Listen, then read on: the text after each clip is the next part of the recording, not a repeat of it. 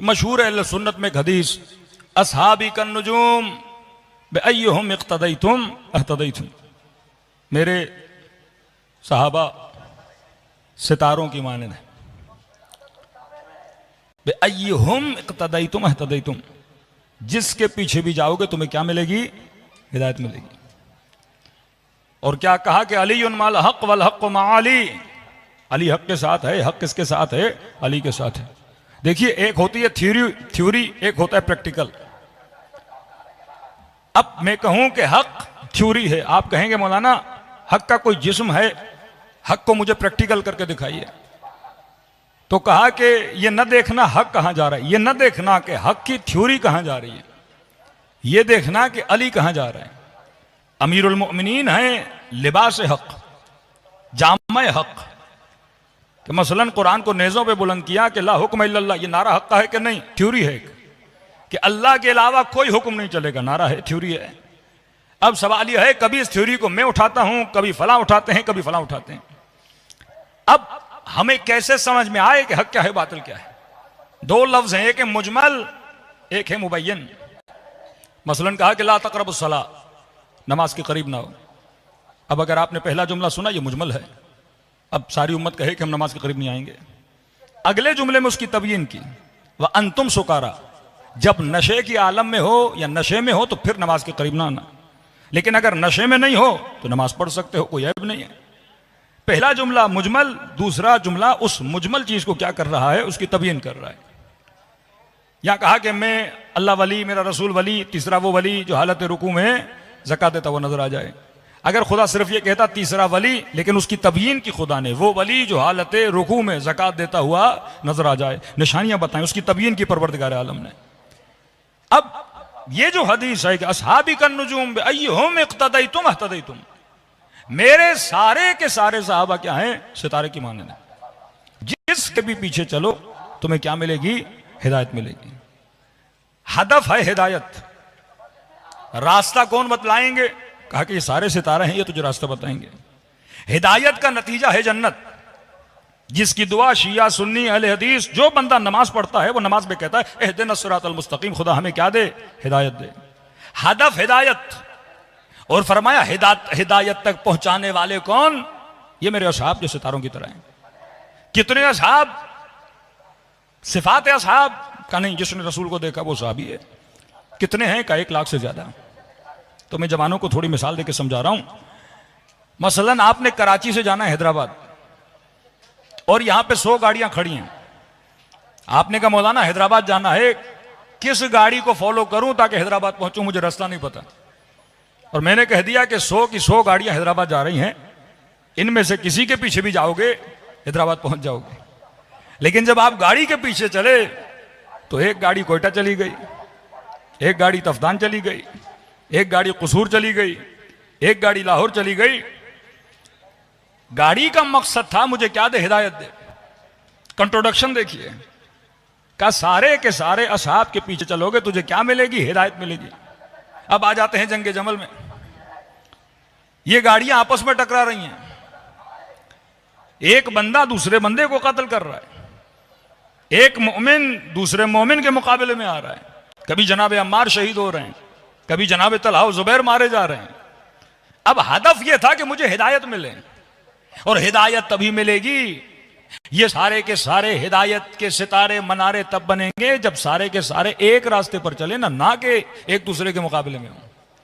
मैंने जन्नत तक जाना है, मैंने हिदायत का रास्ता लेना है। ये गाड़ियां जब एक ही पाथ और एक ही रास्ते पे चलेंगी, जिसका नाम रखा इहदिनस सिरातल मुस्तकीम, ये वो रास्ता है जो सीधा है। पूछा गया सीधे रास्ते का मतलब यह है? सीधे रास्ते का मतलब यह है कि इसमें विजाज नहीं है, इसमें टेढ़ापन नहीं है। अब रद्द बदल कहां हुआ? खयानत कहां हुई? अहादीस में। असल हदीस क्या थी? अगर रसूल खुदा एक हदीस बता रहे हैं, मैंने प्रैक्टिकल भी देखना है कि वाकईन ये प्रैक्टिकल पॉसिबल है कि नहीं है। अगर कह रहे हैं कि मेरे अहले बैत हर तरह के रिजिस से दूर हैं, तो क्या हम शिया सिर्फ ये पढ़ते रहें या अहले बैत की जिंदगी में भी देखें हर तरह के रिजिस से दूर हैं कि नहीं है? हदीस या कुरान की आयत जब तक प्रैक्टिकल नहीं होती तब तक उसकी तस्दीक नहीं होती। अब कह दिया किसी ने कि रसूल की हदीस है, लेकिन जब हम अमल में जाते हैं तो एक दूसरे के मुकाबले में खड़े हैं। एक सहाबी दूसरे सहाबी को दीन से खारिज समझ रहा है। असहाब रद्दा एक पूरा बाब है, वो असहाब जो इर्तदाद के शामिल हुए, जैसे मालिक इब्न नुमैरा को कहा कि ये दीन से खारिज हो गया लिहाजा हमने कत्ल कर दिया। जो खलीफे के मुकाबले में आ गया वो दीन से खारिज हो गया। खवारिज में कितने लोग थे, असहाब हुर्रा में कितने लोग थे जिनको बोला गया ये दीन से खारिज हो गए। खुद इमाम हुसैन के लिए इन्होंने लिखा कि अलियाज़ुबिल्लाह हुसैन इब्न अली दीन से खारिज हो गए।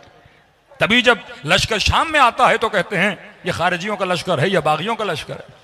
जब एक दूसरे के मुकाबले में आ गए मतलब बात एक नहीं है। खयानत कहां पे हुई? हदीस क्या थी?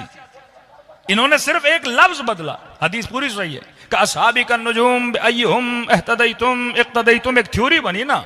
अब इस थ्योरी को मैं अगर प्रैक्टिकल तारीख के आईने में उतारता हूं तो ये पूरी नहीं उतरती। कि अहले सुन्नत के इतने बड़े आलिम दीन ताहिरुल कादरी साहब फरमाते हैं अपने लोगों को, हमने आज तक ऐसी तालीम नहीं दी। हम कहते हैं पढ़ो तारीख से इबरत सीखो, कुरान पढ़ो इबरत सीखो। वातबरू या उलिल अलबाब, अय साहिबान लुब, अय साहिबान मगज, कुरान के किस्सों से कुरान की आयतों से इबरत लो। कुरान मुर्दों पे पढ़ने के लिए नहीं है, मुर्दा चला गया। कुरान इसलिए है ताकि इबरत सीखो। कुरान जिंदों के लिए है, मुर्दों के लिए नहीं है। लेकिन आज हमने कुरान और सूरह रहमान को सिर्फ अपने मुर्दों के लिए रख दिया है। फरमा नहीं, कुरान मुर्दा रूहों को जिंदा करने का नाम है। कुरान मुर्दा फिक्र को बेदार करने का नाम है। जिस तरह करबला इंसानी फिक्र को बेदार करने का नाम है, इसी तरह कुरान फिक्र को बेदार करता है।